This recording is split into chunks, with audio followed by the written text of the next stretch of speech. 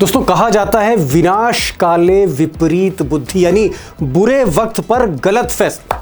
और कुछ ऐसा ही हाल आजकल मोदी सरकार का है। अब ये बात मैं इसलिए कह रहा हूं क्योंकि जेनजी इस वक्त मोदी शाह से बेहद नाराज है और उनके मसले सुलझाने की जगह सरकार उन्हें और उलझा रही है। और बड़ी खबर यह है कि कॉकरोच जनता पार्टी, जिन्होंने जंतर मंतर का आंदोलन शुरू किया था, 20 जुलाई को संसद का घेराव किया था, जब गोली चलानी पड़ गई थी, पैलेट गन चलाने पड़ गए थे, उस कॉकरोच जनता पार्टी ने आज ऐलान किया है कि मोदी सरकार ने उनके साथ, छात्रों के साथ, युवाओं के साथ विश्वासघात किया है, हमें धोखा दिया है मिस्टर मोदी और उनके दो मंत्रियों ने, जेपी नड्डा और जितेंद्र सिंह।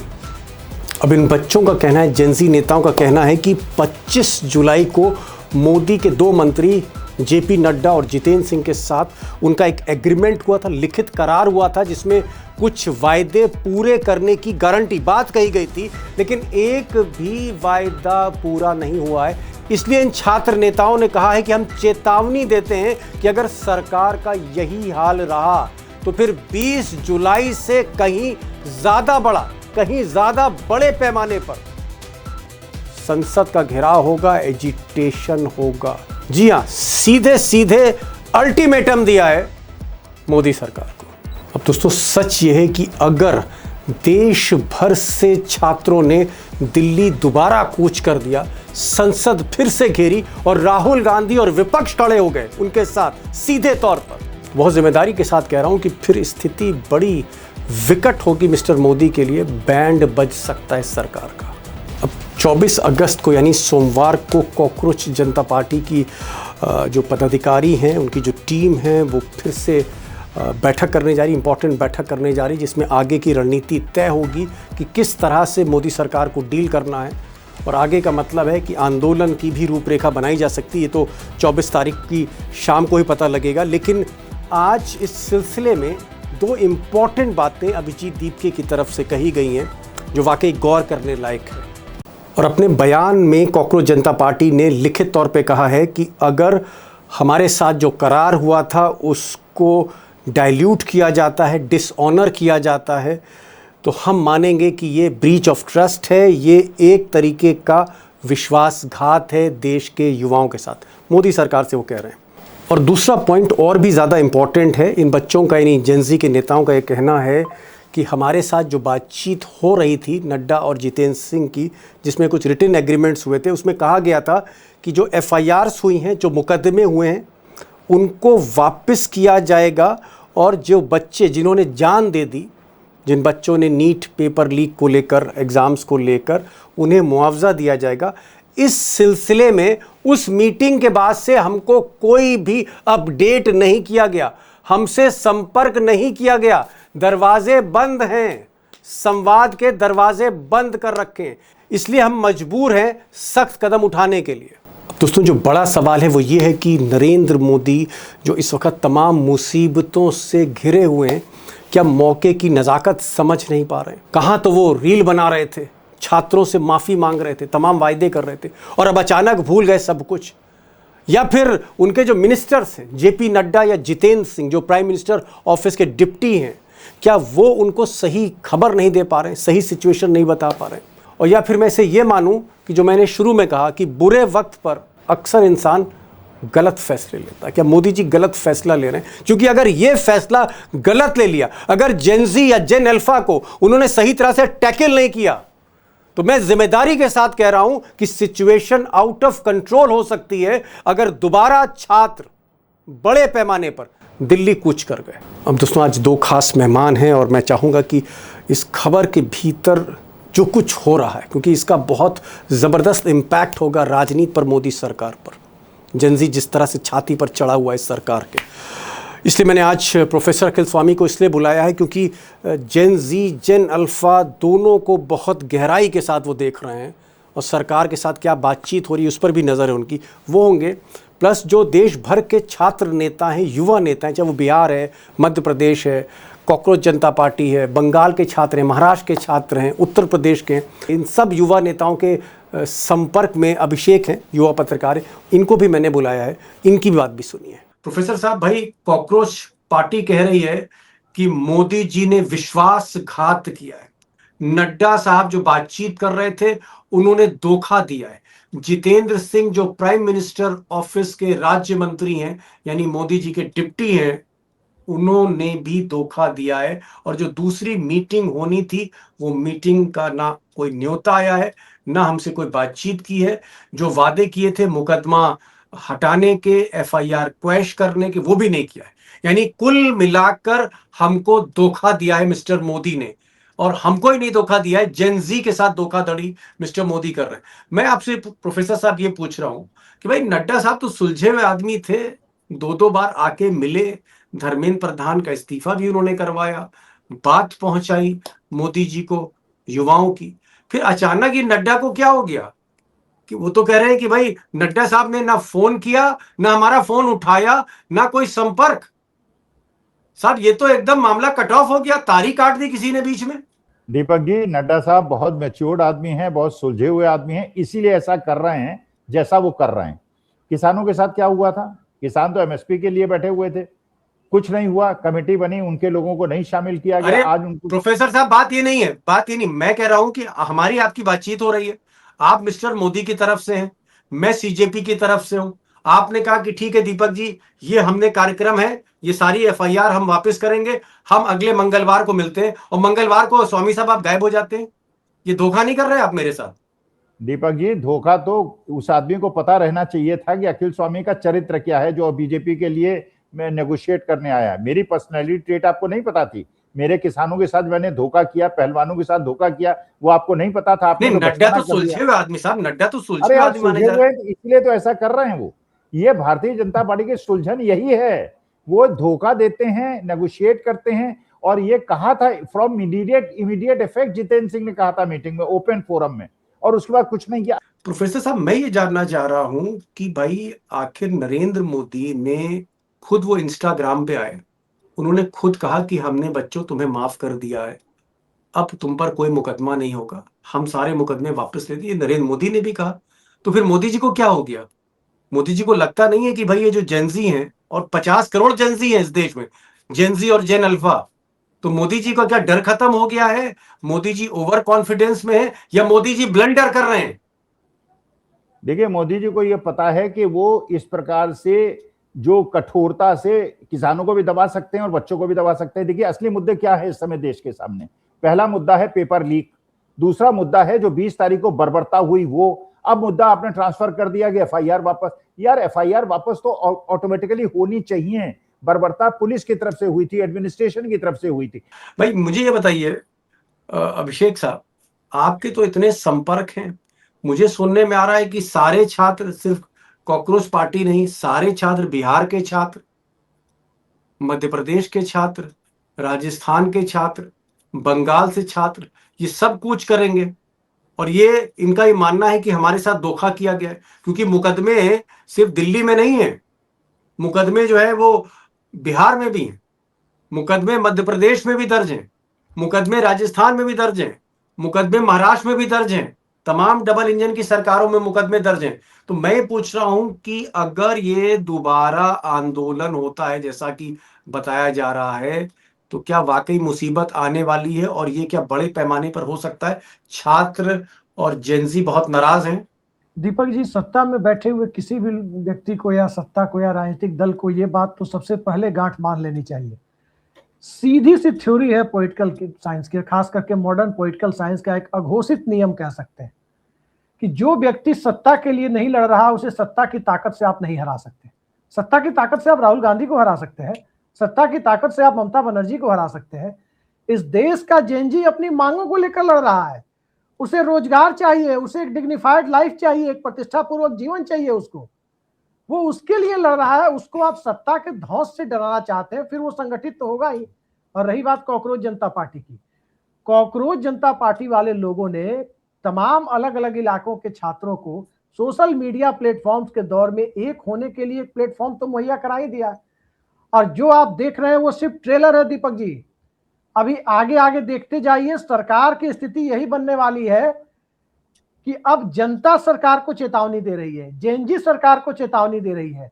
अब वो दिमागी नक्सल या कॉकरोच कहने से कुछ होने वाला नहीं है, क्योंकि ये मानने वाला तबका नहीं है कि प्रधानमंत्री ने कुछ कह दिया फ्री कोचिंग देंगे। अरे भाई, फ्री कोचिंग आप क्यों देंगे? आप फ्री एजुकेशन जो सरकारी सिस्टम है उसको क्यों नहीं दुरुस्त करेंगे? इस तरह की चीजों को जनता आप समझ रही है सर। तो जनता के पास भी, जेएनजी के पास भी, जेन अल्फा के पास भी सड़क पर उतरने के सिवा कोई विकल्प नहीं है। मेरी जो जानकारी है, कॉकरोच वाले लोग अब जो दूसरे बड़े आंदोलन की तैयारी कर रहे हैं, वो आंदोलन की तैयारी के लिए भी उनके ऊपर छात्रों का बहुत दबाव है, वरना वो अप्रासंगिक हो जाते। और क्या उसमें कांग्रेस भी शामिल हो सकती है अभिषेक? अगर कांग्रेस भी शामिल होती है, समाजवादी भी, सारी जो है यूथ विंग्स हैं पॉलिटिकल पार्टी की, वो सब भी अगर आ गए, तो आपको लगता है कि ये जो अगला आंदोलन है ये 20 जुलाई से बहुत बड़ा आंदोलन होगा? दीपक जी, अगर भाजपा सत्ता में नहीं होती तो भाजपा भी इस आंदोलन में शामिल हो जाती। कांग्रेस तो शामिल हो ही रही है, दूसरे तमाम विपक्षी दल इसमें आ ही रहे हैं, उनके स्टूडेंट विंग आ ही रहे हैं। एबीवीपी के लोग भी अगर बैनर हटा करके आपको शामिल होते हुए दिख जाए तो आश्चर्य मत कीजिएगा, क्योंकि इस देश की जेएनजी जिस ढंग से मध्य वर्ग के कंसेंट को, उनके दिमाग को प्रभावित कर रही है, उसके सामने सत्ता का टिक पाना मुश्किल है। याद रखिए, सत्ता पीछे लौटती है, संघर्ष पीछे नहीं लौटता है कभी। बड़ी बात आप कह रहे हैं कि ये आंदोलन जो है वो 20 जुलाई से बड़ा होगा, जो रांची में हमने देखा उससे बड़ा होगा। विपक्ष की जितनी भी पॉलिटिकल पार्टीज हैं उनके यूथ विंग्स उसमें जुड़ सकते हैं, छात्र आ सकते हैं, और कहीं ना कहीं जो गुबार है दिल के अंदर छात्रों का जो धुखा हुआ है, उसकी अभिव्यक्ति में बहुत बड़े स्केल पर दिल्ली में घेराबंदी मोदी सरकार की हो सकती है। प्रोफेसर साहब, मैं एक चीज यहां पर जानना चाह रहा था, और मेरा फोकस सीधे सीधे मोदी सरकार और अमित शाह पर है। भाई, बार बार गलतियां हो रही हैं। राम मंदिर का चंदा वो बीजेपी के लिए एक सिरदर्द बना हुआ है। इसके अलावा इथेनॉल का मामला सिरदर्द बना हुआ है। इधर जेनजी संभल नहीं रहे, राहुल गांधी संभल नहीं रहे, जेन अल्फा जो है छाती पे चढ़े, जो छोटे बच्चे हैं 12-11 साल के, वो अपने स्कूलों को लेकर छाती पे चढ़े हुए मोदी जी के। मोदी जी को अभी भी समझ में नहीं आ रहा है। मोदी जी को क्या अभी भी लग रहा है कि उनकी जो लोकसभा में संख्या बल है 292 पे थे, अब वो 318 पे हो गए, 300 पार कर गए? तो मोदी जी 300 पार के नशे में ममता की पार्टी तोड़ने के बाद और उद्धव ठाकरे की पार्टी तोड़ने के बाद, क्या मोदी जी को सच्चाई नहीं दिख रही है? मोदी जी फिर ओवर कॉन्फिडेंस में आपको लगता है? देखिए दीपक जी, उनको सच्चाई दिखनी चाहिए, लेकिन होता क्या है, जब बुरा समय आता है तो सच्चाई दिखनी बंद हो जाती है, आदमी भ्रम में चला जाता है। तो मोदी जी और भारतीय जनता पार्टी इस समय मति भ्रम में चली गई है, वो गलत फहमी में है। वो ये नहीं समझ रही है कि जो मूल समस्याएं हैं हमारे देश के युवाओं को, उसको हैंडल करना होगा। आपने पुणे के अंदर राहुल गांधी की मीटिंग देखी, 1.5 लाख बच्चियां थी वहां पे, और मुठ्ठियां भींचे हुए इतने उत्साह के साथ लड़कियां नारे लगा रही थी और राहुल गांधी जिंदाबाद के नारे लगा रही थी। तो मोदी जी को क्यों नहीं समझ में आ रहा? मैं आपसे ये पूछ रहा हूं, मोदी जी को क्या हो गया? जब नाश मनुष्य पे छाता है, पहले विवेक मर जाता है। विनाश काले विपरीत बुद्धि, अहंकार ही प्रभु का ग्रास है। प्रभु कोई फल फूल नहीं खाते, केवल अहंकार खाते हैं। ये अहंकार की परिणति है। आपको बच्चों की आवाजें नहीं सुनाई दे रही हैं, और आप बच्चों से जो आपने ब्रीच ऑफ ट्रस्ट किया है, एजुकेशन सिस्टम में सुधार की बात नहीं कर रहे हैं। जब जाके लोग स्कूल के इंफ्रास्ट्रक्चर को दिखाना चाहते हैं, आप उनको कहते हैं, ऑर्डर निकाल देते हैं कि इनको नहीं घुसने दो, उनकी पिटाई कर देते हैं। जब नाश मनुष्य पे छाता है, पहले चलिए मुझे ये बता दीजिए, मान लीजिए आप ही मोदी जी की कुर्सी पे बैठे होते प्रोफेसर साहब, काबिल आदमी तो आप भी ज्यादा पढ़े लिखे हैं, सबसे ज्यादा पढ़े लिखे हैं आप, अगर आप मोदी जी की जगह होते तो आपका इस सिचुएशन में आपका रिएक्शन क्या होता? आप क्या करते? देखिए, मैं तो ये कहता, पहली बात तो यह है कि 20 तारीख को जिन लोगों ने बर्बरता की है उन्हें कठोरतम दंड मिलेगा, और मैं हाथ जोड़ के माफी मांगता। फिर उसके बाद मैं ये कहता, एफआईआर तो खैर वापस हो ही जाती, वो तो बहुत बड़ा छोटा इशू है। अपने गृह मंत्री पर एक्शन लेते आप? मैं उन्हें जेल भेज देता। अरे साहब, अमित शाह नहीं, देखिए सीधी सी, देखिए नहीं, हमारे, आपको याद होगा राजनाथ सिंह, जब महेंद्र सिंह टिकैत गए थे लखनऊ उनसे मिलने, राजनाथ सिंह कोठी से बाहर आए थे कि अब भगवान आ गए, आप हमारे भगवान हैं, आइए बैठिए हमारे साथ नाश्ता कीजिए। ऐसे हैंडल किया जाता है। और दूसरी बात, मैं इन बच्चों से कहता, ये पढ़े लिखे बच्चे हैं, मैं कहता ये कमेटी बनाते हैं, उस कमेटी के अंदर आप लोग हेड करेंगे, 10 में से 7 लोग आपके होंगे, 3 हमारे होंगे, क्योंकि हमारा मकसद जो है वो बच्चों की समस्याओं को सॉल्व करना है, आपके साथ ब्रीच ऑफ ट्रस्ट करना नहीं। एक और चीज फिर मैं अभिषेक के पास आ रहा हूं, तो नड्डा और जितेंद्र सिंह, ये स्क्रीन पे जो आप दो चेहरे देख रहे हैं जो कॉकरोच जनता पार्टी से बात कर रहे थे, जेनजी से बात कर रहे थे, तो आपका मानना है कि नड्डा और जितेंद्र सिंह का कोई दोष नहीं है, सारा रिमोट कंट्रोल मोदी के हाथ में, मोदी फैसला ले रहे हैं इस वक्त, और मोदी की वजह से दूसरे राउंड की टॉक नहीं हुई, मोदी की वजह से संपर्क नहीं किया जेनजी से, नड्डा बेकसूर है, सारा खेल मोदी और शाह कर रहे हैं? नहीं, मोदी शाह साहब का तो दोष है ही, नड्डा साहब का और जितेंद्र सिंह का भी है। ब्रीच ऑफ ट्रस्ट इन्होंने किया है, इन्होंने कमिटमेंट किया था देश के सामने, उस कमिटमेंट से वापस जा रहे हैं। तो ये तो देखिए ब्रीच ऑफ ट्रस्ट के दोषी हैं, इन पे तो मुकदमा चलना चाहिए, इनको तो कोर्ट में घसीटना चाहिए। ब्रीच ऑफ ट्रस्ट, आपने देश के बच्चों के साथ धोखा किया, धोखाधड़ी का मुकदमा इन पे दर्ज होना चाहिए। मोदी शाह तो पीछे हैं, सामने तो जितेंद्र सिंह और नड्डा हैं। इन्होंने ब्रीच ऑफ ट्रस्ट करके हमारे देश को धोखा दिया है, हमारे देश को, बच्चों को धोखा दिया है। इनको तो बिल्कुल केस इन पे चलना चाहिए, क्रिमिनल केस चलना चाहिए। ठीक है, धोखा जो है दरअसल जो निगोशिएट कर रहा है, और जेपी नड्डा कोई प्राइवेट पर्सन नहीं है, इस देश के सीनियर कैबिनेट मिनिस्टर हैं, बीजेपी के अध्यक्ष रह गए, राष्ट्रीय अध्यक्ष, तो जिम्मेदारी उनकी भी बनती थी कि अगर वो निगोशिएट कर रहे थे टेबल पर बच्चों के साथ, तो उन्हें मुकरना नहीं चाहिए था अपने वादे से। गलती उनकी भी है, भले ही सारा खेल मोदी शाह कर रहे हो। मुझे अभिषेक, बहुत कम समय है, मैं एक चीज जानना चाह रहा हूँ बहुत स्पष्टता के साथ। मान लीजिए अगर नरेंद्र मोदी फिर से पुनर्विचार करते हैं, चलिए जितेंद्र सिंह की जगह नड्डा को भेज देते हैं, किसी और मंत्री को, मंत्रियों की तो कमी नहीं है बीजेपी में, क्या इस वक्त आपको ऐसा लग रहा है कि मोदी जी फिर से निगोशिएट करेंगे? और मान लीजिए कि अगर मोदी निगोशिएट नहीं करते, बातचीत नहीं करते, संपर्क तोड़ देते हैं जेनजी के साथ, तो फिर आपको क्या लग रहा है कि ये एक आफत मोल ले रहे हैं मिस्टर मोदी छात्रों से? देखिए दीपक जी, ये व्यक्तियों के साथ निपटने की बात नहीं है, ये मुद्दों के साथ निपटने की बात है। ये ऐसा नहीं है कि अगली बार ट्रंप सरकार कह दिया और लोग जाकर के वो इंडियन डायस्पोरा के लोगों से अपील कर दी, उस तरह की बात नहीं है। यहाँ अभिजीत दीपके जाए, सौरभ दास जाए, या झारखंड का या पटना का या प्रयागराज का या पुणे का कोई छात्र नेता जाए, ये उसका मुद्दा नहीं है।